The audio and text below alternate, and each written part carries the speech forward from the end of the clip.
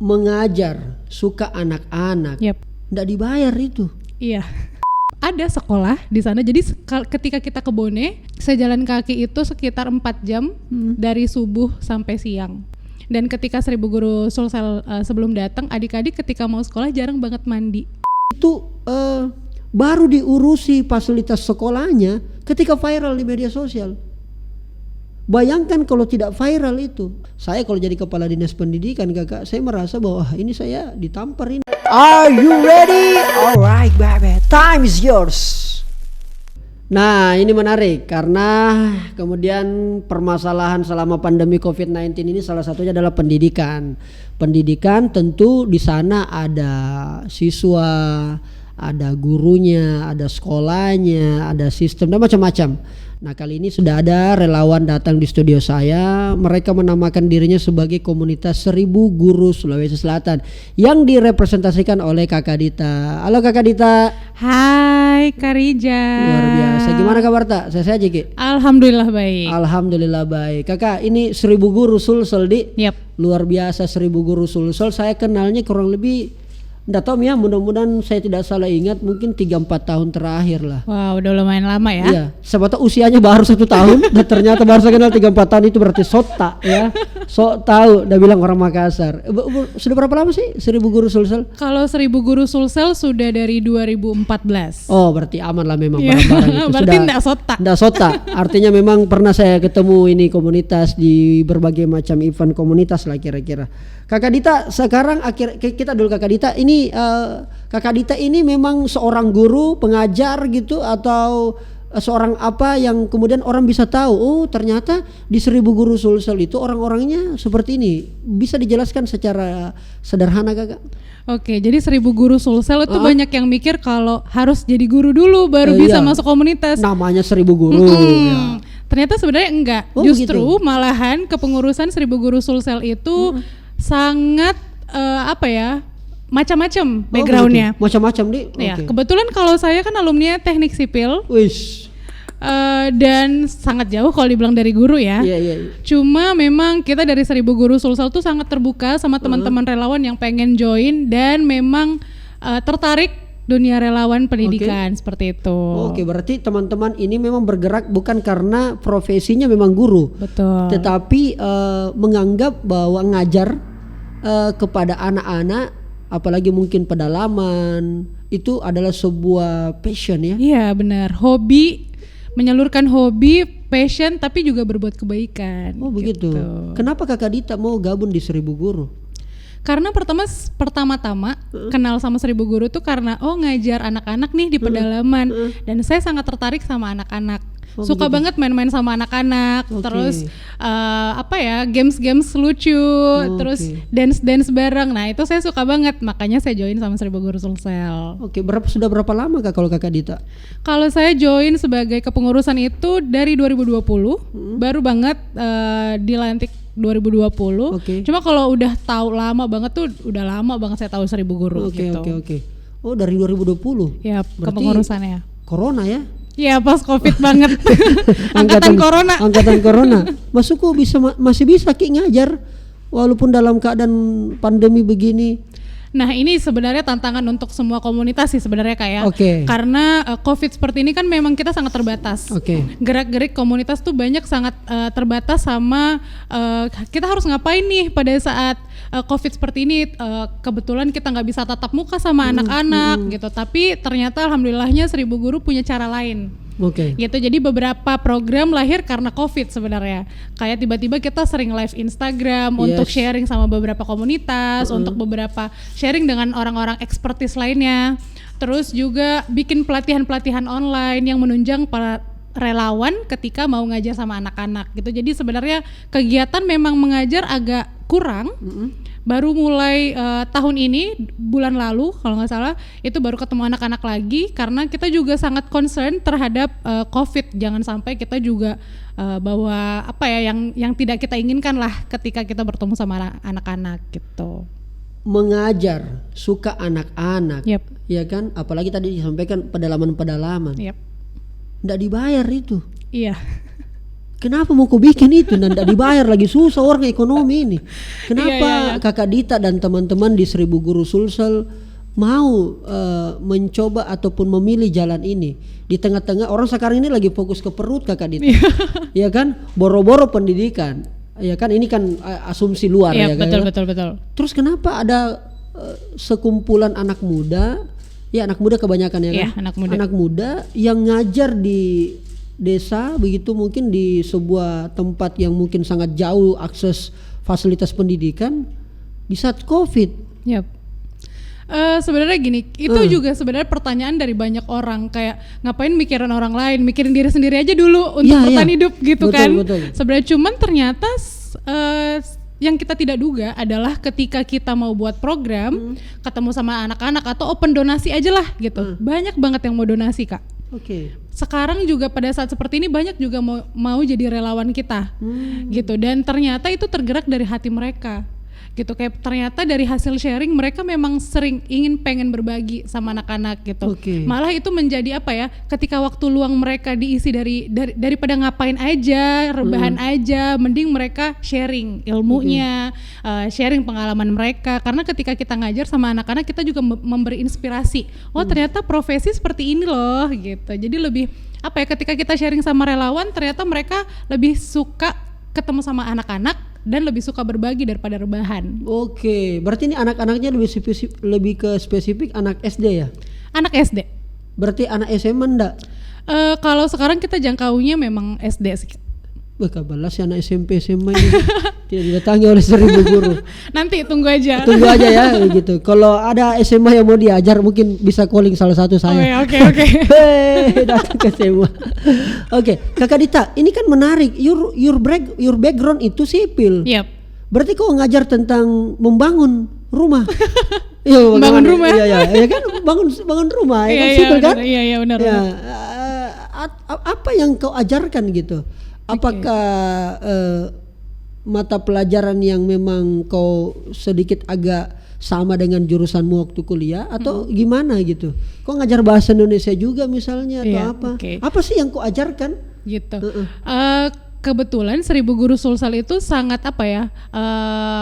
Kalau dibilang relatif apa ya, fleksibel lah kalau dalam hal mengajar. Gitu. Kebetulan kalau saya kan kepala koordinator divisi kreatif dan pengembangan kurikulum di 1000 Guru Sulsel. Luar biasa. Jadi kami di tim Kreakul itu tugasnya untuk membuat RPP, rancangan pembelajaran ketika berhadapan sama adik-adik.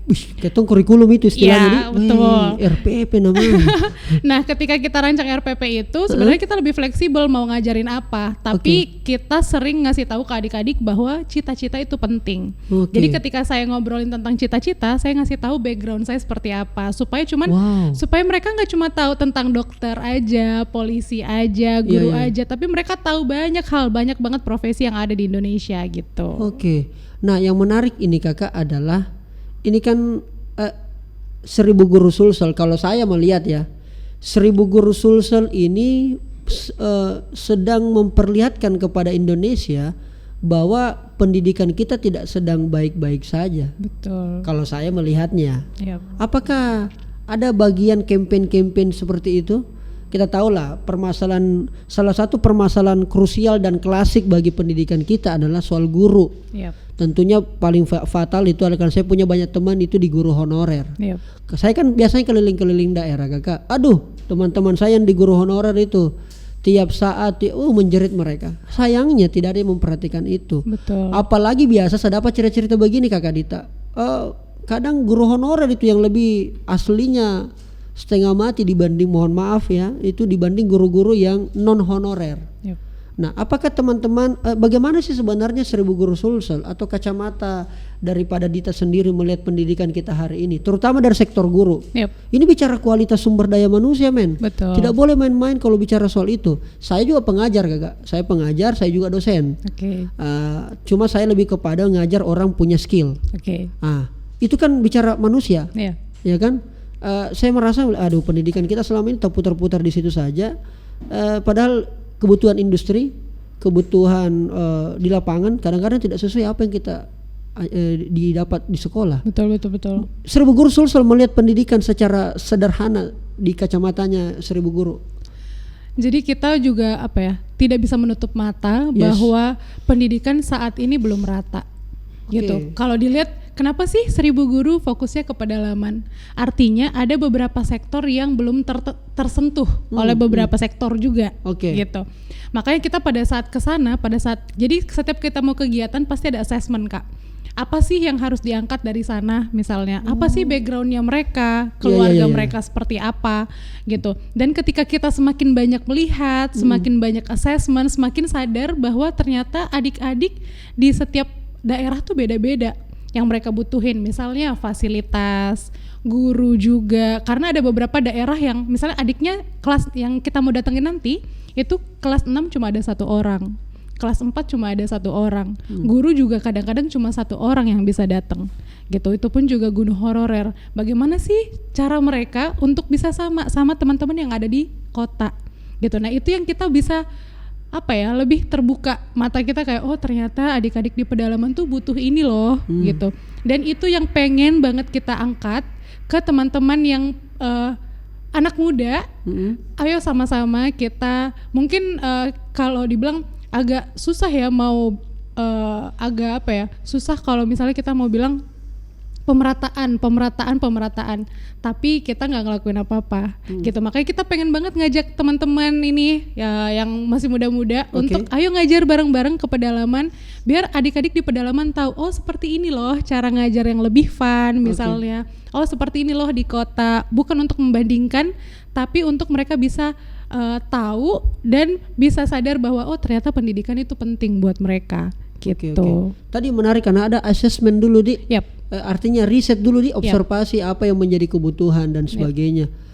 Berdasarkan pengalaman pribadi atau emosionalnya Kakak Dita, apa yang paling merasa kita tergugah selama ini bergabung di 1000 Guru atau jauh mungkin sebelum bergabung di 1000 Guru Sulsel, melihat sekolah-sekolah yang ada di desa-desa, di kampung-kampung, di pelosok-pelosok. Kan ini kan banyak, ada juga komunitas saya dengar itu bangku pelosok, kan yang memang mengajar di pelosok-pelosok sampai tidak ada jaringannya juga, luar biasa. Maksudnya apa yang sebenarnya pengalaman apa yang paling membuat Kakak Dita itu pernah sampai wah ya ampun, ternyata saya hidup di negara yang kaya tapi banyak SDM-nya tapi miskin banget secara kualitas, apalagi secara pengajar itu sedikit. Ada mungkin yang di sekolah mana atau di kampung mana begitu?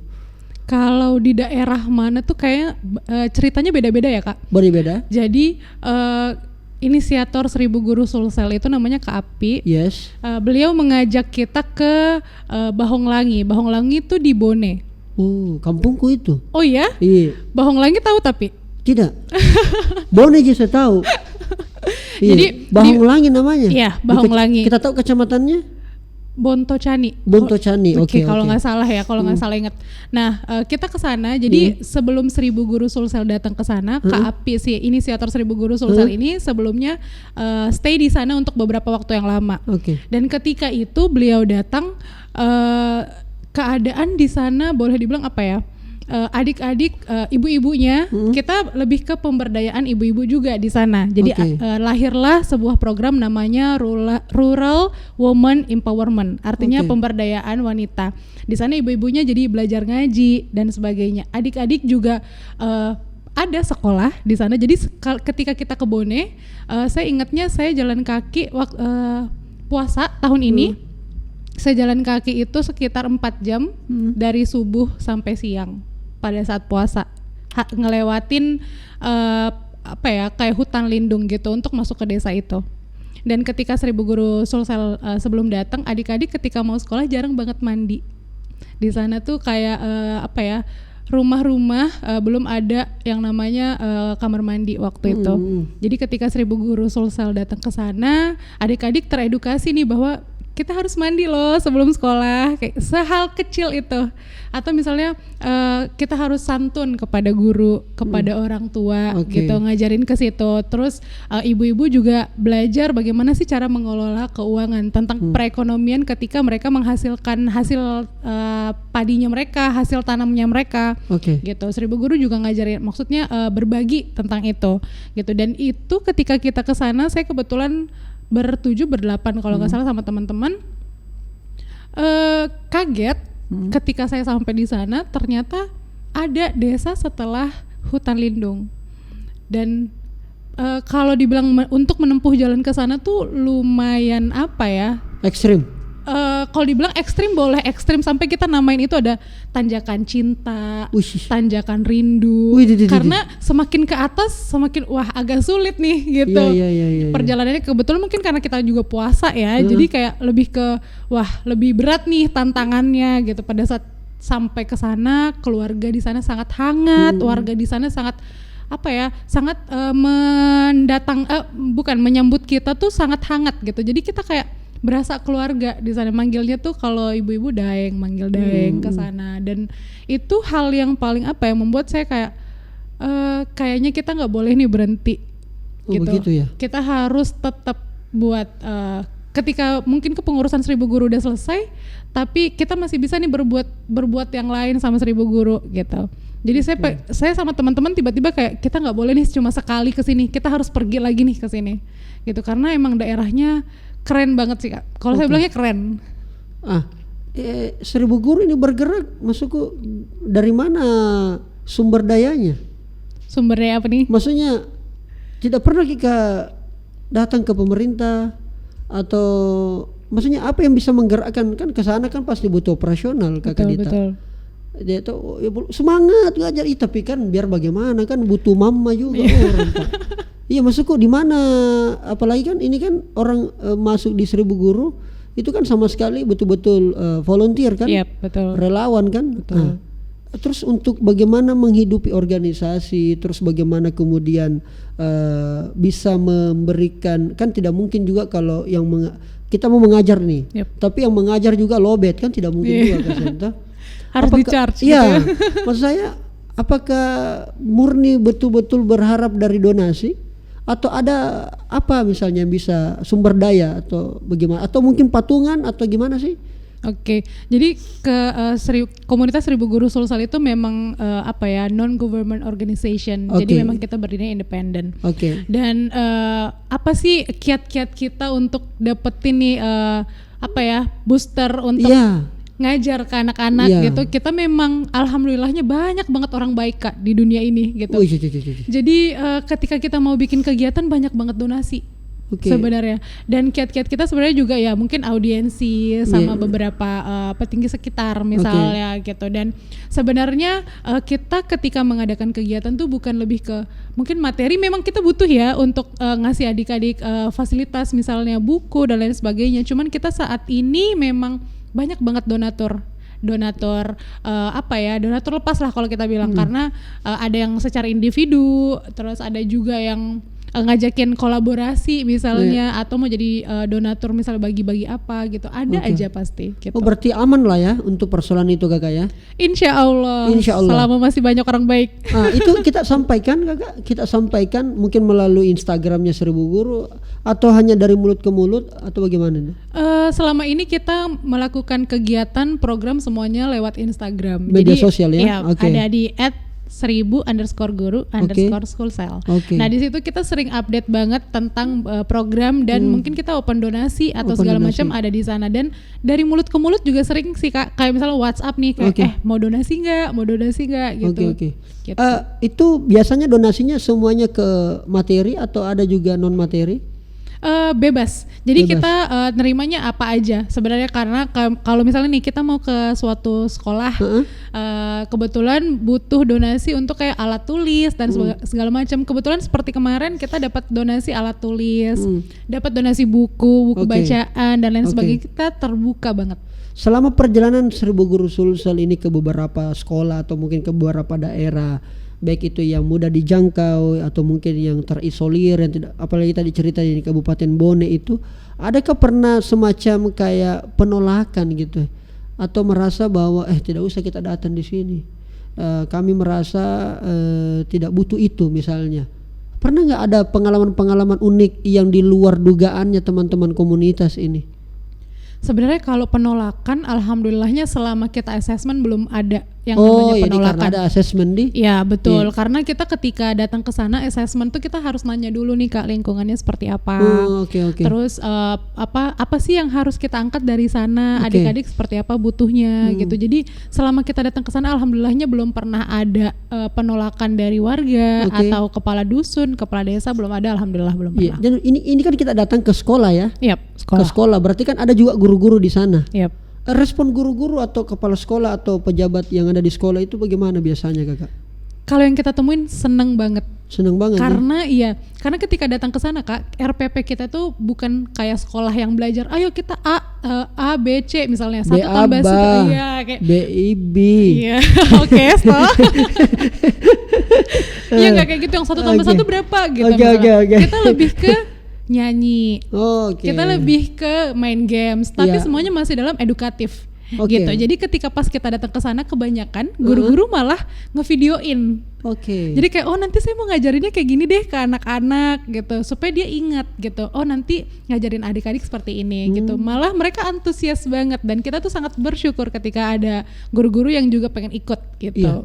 Yang menjadi pertanyaanku selalu nih Kak, betul-betul 1000 ini gurunya. Iya kan, nama komunitas 1000, betul-betul 1000 ini Kakak. Maksudnya kenapa tidak 100 atau 10 gitu ya, atau 10.000 guru? Kenapa memang 1000 guru? Maksudnya penamaannya hanya sekedar penamaan gitu Kakak? Biar ya menarik aja, biar 1000 begitu, tidak terlalu kebanyakan, tidak terlalu sedikit juga. Atau memang ketika satu kali turun langsung 1000? Ini bagaimana itu maksudnya tuh? Jadi kalau ngomongin tentang sejarah nama 1000 guru ya, ini tuh jadi 1000 guru 1000 guru itu bukan cuma ada di Sulsel aja Kak. Jadi banyak banget di seluruh Indonesia. Berarti ini salah satu salah satu cabang ya? Iya betul. Jadi ini regional. 1000 guru Sulsel itu salah satu regional. Nah itu ada foundernya namanya Kak Jemi. Nah Kak Jemi tuh menamai 1000 guru itu karena beliau berharapnya bahwa kita semua ini yang gabung di sini tuh banyak yang peduli, dan ketika menamakan guru sebenarnya tuh bukan karena beliau pengennya relawannya semua guru, cuman kita beliau pengennya kayak semua bisa merasakan menjadi guru sehari gitu ketika ngadain kegiatan. Enggak pernah Kak ada usaha-usaha atau kolaborasi dengan pemerintah, misalnya sampai ke level yang teknis, misalnya kayak dinas pendidikan? Pernah nggak 1000 guru ini diminta sama dinas pendidikan, atau 1000 guru yang datang mendekat ke pemerintah? Jadi sebenarnya NGO di seluruh Makassar kebetulan itu sebenarnya sering mempresentasikan beberapa program ke saya lupa sih di mana waktu itu. Jadi ketua 1000 guru Sulsel waktu itu datang ke sana untuk presentasi beberapa program. Dan itu juga sebenarnya salah satu bentuk audiensi kita untuk ya udah boleh nggak nih diadain kegiatannya, sekedar mungkin sesederhana itu ya, kayak boleh nggak nih kegiatannya, atau kalau misalnya untung-untung alhamdulillah boleh nggak dibantuin gitu. Sebenarnya kita ada sih kiat-kiat seperti itu, cuman memang karena kita NGO ya, jadi lebih ke independen, tapi tetap pengen ada kolaborasi sama beberapa kayak itu mungkin dinas pendidikan dan lain sebagainya. Pendidikan, karena itu pasti yang lebih banyak bersentuhan. Betul. Dengan dinas pendidikan. Jadi selama ini udah pernah ada setiap tahun pasti kita semua NGO ya Kak di Makassar pasti ada ketemu sama pihak-pihak terkait gitu. Pihak-pihak pemerintah itu. Tapi selama ini responnya pemerintah gimana Kakak? Alhamdulillah baik. Jujur kini. Iya. Penonton saya ini banyak pemerintah. Alhamdulillah. Jadi ini kesempatan terbaik Anda ngomong. Kalau saya ya kayak iya. Maksudnya apa sih sebenarnya selama ini? Maksud saya kalau jadi kepala dinas pendidikan Kakak, saya merasa bahwa ini saya ditampar ini oleh adik-adik 1000 guru ini. Daripada saya ditampar, lebih baik kita kerjasama yuk.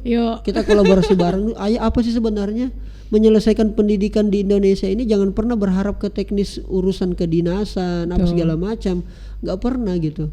Bahkan pernah ada yang beranggapan teman-teman itu bahwa ya ini dinas pendidikan, tapi banyak sekali kendala-kendala orang kalau mau mengurus pendidikan. Ya macam-macam lah, apalagi urusan-urusan kerjasama kayak begini. Nah, Kakak Dita melalui dan juga teman-teman di 1000 Guru gimana itu, Kakak? Oke, jadi sebenarnya kiat-kiat kita, jadi ada kegiatan nih Kak dalam waktu dekat. Nah, itu juga bentuk ikhtiar kita adalah audiensi sama beberapa pihak di Kabupaten Maros gitu.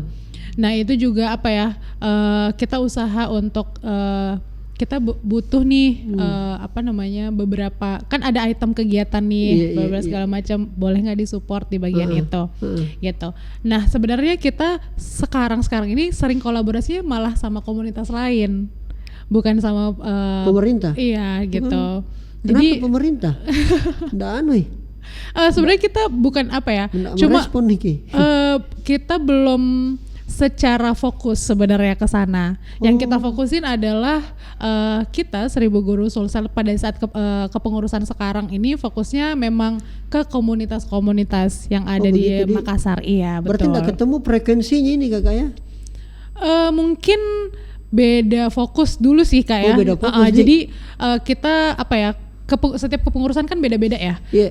Kebetulan kepengurusan yang dipegang saat ini memang fokusnya di situ. Kita lebih ke membuat jejaring baru sama komunitas lain gitu. Karena menurut saya begini Kakak Dita, akan jauh lebih cepat akselerasinya kalau merangkul stakeholder. Betul. Apalagi penentu kebijakan gitu menurut saya ya. Yep. Karena supaya cepat dan supaya dia tahu juga. Nah, gitu. Saya sih kadang saya agak-agak terusik sedikit, agak-agak kritis sedikit ketika kemudian masalah pendidikan itu atau ada isu-isu di berbagai daerah itu kan tuh banyak Kakak. Betul. Pernah kita lihat ada di Sulawesi Selatan, di Bonemi kan satu kampung saya itu Kakak. Itu baru diurusi fasilitas sekolahnya ketika viral di media sosial. Bayangkan kalau tidak viral itu, artinya tidak ada yang informasikan, maka begitu terus. Baru gubernur datang, bupati datang, kepala dinas datang. Maksud saya, apakah kemudian dengan hanya begitu terus baru bisa selesai? Sedangkan permasalahan pendidikan kita banyak, belum lagi soal fasilitas, guru apa segala macam. Menurut saya begitu Kakak. Artinya kalau saya berharapnya sih teman-teman 1000 Guru ini juga begitu, bisa menggandeng ini. Pasti kan ada database-nya teman-teman 1000 Guru nih. Oh di sini Pak, di sini Bu ada sekolah begini. Atau bisa ini menjadi, saya berharapnya ini menjadi social movement yang tidak hanya 1000 Guru yang melaksanakan. Betul. Saya misalnya, saya kreator. Siapa tahu saya juga bisa bergerak tapi tanpa perlu bergabung di 1000 Guru menjadi anggota. Betul. Tapi saya bisa menjadi bergerak misalnya sama-sama. Nah, ini maksud saya yang kita harapkan. Nah, kalau simpelnya saya mau bertanya sama Kakak Dita, menurut teman-teman di 1000 Guru dan Kakak Dita secara sendiri, apa sih masalah terbesar kita di pendidikan Indonesia hari ini, Kakak? Wow. Iya kan? Masalah terbesar kalau menurut saya pribadi ya. Yes, pribadi tak. Adalah kurangnya pemerataan kalau saya bilang. Pemerataan secara fasilitas. Dan sistem. Jadi gini, ketika saya datang ke beberapa tempat yang berbeda, itu memang fasilitas dan skill adik-adiknya kan memang berbeda. Itu dilihat dari tim pengajarnya mungkin. Dan kita tidak pernah bisa menyalahkan siapapun yang mengajar ketika di sana. Apakah memang itu mumpuni atau tidak? Gitu. Ini asumsi pribadi saya sendiri. Yes, it's okay. Karena gini, guru ketika ada di pedalaman itu, jadi ada suatu daerah yang gurunya bahkan nggak tinggal di desa itu. Jadi mereka harus menempuh jarak yang sangat jauh untuk mengajar. Bisa kita bayangin betapa pengennya seorang guru untuk ngajar dengan akses yang luar biasa jauh gitu. Dan mungkin dari 30 siswa cuma 1 orang guru Dan itu sangat tidak merata menurut saya. Karena ketika satu guru ngajarin 6 kelas, bisa dibayangin bagaimana sistem pengajarannya yang harus dia tata gitu. Kasihan gurunya sebenarnya kan. Dan adik-adiknya juga lebih ke, jadi kadang-kadang saya ketemu sama adik-adik yang kelas 1, kelas 2 belum bisa membaca gitu. Dan kita kan kalau waktu kelas 1 udah bisa baca ya harusnya bisa ngitung dan lain sebagainya. Jadi pemerataan itu yang belum ada karena mereka terkendala sama fasilitas. Misalnya kalau misalnya kita di kota nih gampang banget kita ketemu sama papan tulis deh. Papan tulis pakai whiteboard, pakai spidol. Sekarang pakai ini layar apa LCD dan segala macam. Bayangin adik-adik kita yang ada di sana. HP aja jarang. Apalagi kalau misalnya mau bawa proyektor dan lain sebagainya. Apalagi punya aplikasi Zoom. Iya kan? Selamat tinggal. Dan kebanyakan daerah yang kita datangin tidak ada sinyal. Jadi ada juga beberapa adik-adik yang tidak bisa sekolah karena harus Zoom. Kan sekarang nih daring nih. Iya daring. Jadi adik-adik kayak gimana kita mau sekolah, kita nggak punya handphone, sinyal susah, laptop nggak tahu gitu. Dan itu yang masih sampai sekarang saya masih kepikiran sama itu sih karena kita juga belum tahu nih sampai kapan adik-adik sekolahnya daring. Gitu. Berarti ini tadi masalah pendidikan adalah pemerataan. Iya benar. Tidak merata fasilitasnya, tidak merasa juga sistemnya juga tadi. Betul. Termasuk tadi SDM-nya kalau saya mendengarkan itu pengajarnya. Satu guru mengajar 6 kelas. Satu guru untuk semua pelajaran. Saya pernah asumsi begini kakak, ini mungkin teman-teman founder 1000 Guru Sulsel atau mungkin Indonesia Pusat lah bisa dengar. Saya selalu tuh punya ide begini kakak, kesalahan terbesar Indonesia hari ini itu bisa jadi bukan faktor generasi hari ini, tapi faktor generasi sebelumnya. Sama sekarang kakak. Jangan heran kalau seangkatanku ini milenial, ya toh kita ini bagian daripada millennial generation atau Z generation.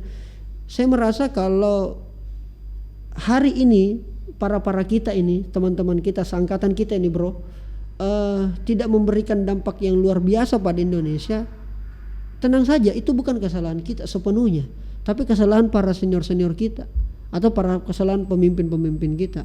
Sama kakak. Kalau kemudian mereka sekarang yang ada di bangku sekolah dasar, sekolah menengah, kemudian juga tidak bisa berkembang ke depan, itu bisa jadi kesalahan kita itu. Karena kita tidak pernah mungkin turun menawarkan mimpi kepada mereka untuk bisa jadi apa dan sebagainya. Dan saya kira itu tanggung jawab telah dilakukan oleh teman-teman 1000 Guru. Makanya saya respect banget kepada teman-teman 1000 Guru Sulsel dan mungkin juga 1000 guru di provinsi lain lah. Ini luar biasa saya kira. Dan tantangannya memang di situ kakak. Ada beberapa latar background ya, background pendidikan. Kemudian yang masuk ke pelosok-pelosok. Nah pertanyaan sederhana saya kakak, ada juga maksud saya begini, ini kan banyak sekolah pendidikan kakak. Macam-macam lah, sarjana pendidikan, sekolah dasar, sarjana pendidikan yang lain dan sebagainya. Maksudku memang tidak cukup lulusan sarjana pendidikan ini kira-kira. Sehingga seorang teknik sipil harus turun tangan, pengacara mungkin, ekonomi, saya sastra. Apakah memang gimana ini kakak ya? Banyak sekali teman saya sarjana pendidikan kakak, tapi dia tidak ngajar. Dia ya di perusahaan swasta atau mungkin kerja yang lain yang tidak sesuai dengan background pendidikannya. Apakah itu termasuk kesalahan sistem atau tidak menarik? Tidak ada gaji, tidak banyak gajinya orang kalau jadi guru kakak Dita. Faktor itu kah? Ada orang mengajar 1 bulan 6 kelas misalnya kan, yang seperti kita sampaikan, gajinya berapa yang paling tinggi? Pernah biasa juga curhat dengan guru-guru di sekolah tempatnya kita datang? Kalau masalah itu saya belum pernah mengulik itu sih. Iya. Karena kalau saya pernah dengar salah satu tokoh di Sulsel, dia bilang begini bahwa kalau mau sejahtera ini bangsa Indonesia, sejahterakan dulu gurunya. Betul. Karena disitulah dicetak ini sumber daya manusia. Betul. Sumber daya alam akan habis kakak Dita. Satu mami yang tidak akan habis itu sumber daya manusia yang berkualitas, ilmunya, yang punya pendidikan. selama manusia ada di muka bumi ini, maka selama itu pula pendidikan dibutuhkan. Betul. Itu kalau saya kakak. Nah kalau teman-teman di 1000 Guru seperti apa? Kalaupun 1000 Guru ingin menyampaikan ke teman-teman terkait, baik itu mungkin ke pemerintah atau mungkin ke stakeholder atau mungkin ke para tokoh-tokoh kita yang cukup mempunyai berlebih, atau mungkin mereka-mereka yang sedang menjabat dan konsen dalam dunia pendidikan, apa yang mau sampaikan teman-teman 1000 Guru ini kakak? Podcast saya ini harus bermanfaat kakak, harus berguna. Iya. Kalau hanya sekedar kita kasih tahu bahwa ini programnya 1000 Guru dan sebagainya, tapi kemudian tidak menyentuh mereka-mereka yang bergerak di situ, kakak, ngapain kita podcast kakak? Harus ini kakak. Dan saya sudah berusaha untuk mengambil peran ke sana. Nah kalau kakak Dita mau menyampaikan sesuatu kira-kira apa sih? You want to say something? Jadi sebenarnya kan kita, kalau kakak bilang tadi kita kaum milenial nih. Yes. Dan alhamdulillahnya sudah sangat banyak teman-teman milenial yang tergerak hatinya untuk ikut kegiatan kevoluntiran, kerelawanan. Itu udah banyak banget yang ke pelosok juga, mungkin yang nggak gabung sama 1000 Guru, mungkin gabung sama komunitas lain untuk gabung juga jadi guru sehari atau ngajarin. Dan saya melihat itu seneng banget karena ketika dulu waktu saya kuliah itu tuh jarang banget orang yang ikutan. Karena kenapa? Kita mungkin masih, kalau pada saat saya ya, mungkin orang masih mikir, kita masih mikir individu gitu, kayak mikirin kuliah aja dulu selesai, nantilah kita mikirin yang lain gitu. Tapi sekarang alhamdulillah udah banyak banget yang tergerak gitu. Dan kita dari 1000 Guru Sulsel tuh sering banget ngajakin teman-teman, ayo kita sama-sama untuk menyentuh daerah yang teman-teman belum pernah sentuh gitu. Mungkin dengan mengajar sehari atau sekedar ikut nih pelatihan untuk menjadi relawan misalnya, seperti apa. Nah sekarang ini juga sebenarnya kak udah banyak banget kegiatan-kegiatan yang mendukung teman-teman untuk menjadi relawan. Misalnya kayak gimana sih nanti kalau mau jadi relawan seperti apa gitu. Nah sebenarnya di Indonesia tuh kan luas banget ya kak, dan memang agak mustahil ketika kita bisa menyentuh semuanya gitu. Akankah lebih baik kita bareng-bareng untuk sedikit demi sedikit berbuat kebaikan gitu. Kalau saya pribadi sebenarnya lebih ke sering tersentuh sama kegiatan-kegiatan atau teman-teman yang ikutin kegiatan-kegiatan kerelawanan, karena ya itu saya bilang, kita masih mikirin diri sendiri aja susah ya kak. Apalagi sekarang saat-saat COVID seperti ini, mental health kita sangat diusik gitu. Betul. Tapi ternyata masih banyak banget orang yang peduli gitu. Dan sampai detik ini dan seterusnya, kita dari 1000 Guru Sulsel pengen banget ngajak semua orang untuk ayo kita bareng-bareng untuk ikut kegiatan yang setidaknya bisa memberi impact baik untuk beberapa orang. Gitu. Luar biasa obrolan kita ini kakak Dita. Saya kira mudah-mudahan para calon-calon guru juga bisa mendengar, guru juga, dan mungkin para pengambil kebijakan di sektor ini pendidikan itu juga bisa menonton ini kakak. Saya berharap teman-teman 1000 Guru Sulsel tidak berhenti. Amin. Dan yang paling penting ini bisa continue terus kakak.